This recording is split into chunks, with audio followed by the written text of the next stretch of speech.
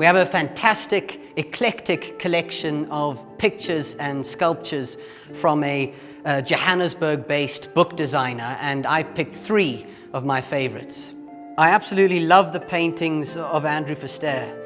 In the 1970s, he documented the beach scene in Durban in paintings characterized by golden, muscle-bound bodies, mirage-like stretches of burning sand, lonely umbrellas, and skinny dogs.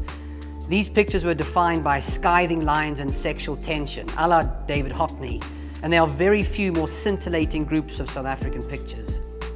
The other high mark of his career is his Fragile Paradise series, from which the present lot comes. These works use Durban's lush subtropical foliage as a subject and rely on serpentine line, disorientating color clashes, and beautiful electric streaks of the most vibrant pinks, blues, purples, cinnamon reds, and mamba greens. I always liken these pictures to those of Lenabi and Fauve. Verster is our link to the likes of Maurice Denis, Pierre Bonnard, Edward Vuillard, André Derain, Maurice de Flamenc, and Paul Seruzier. This fantastic frieze-like composition is by the late Cecily Sash and is almost certainly related to a mosaic commission she received for the Rand show.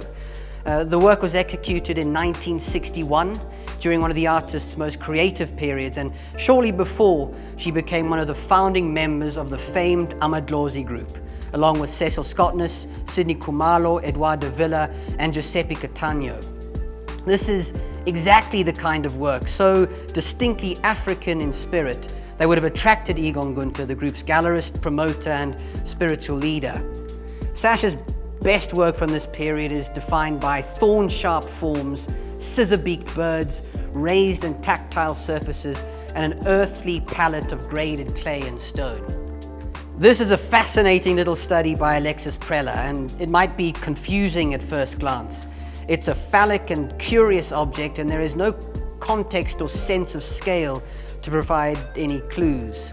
I can tell you, however, that it's a sketch of an African slit drum that Preller had seen at the Musée de l'Homme in Paris.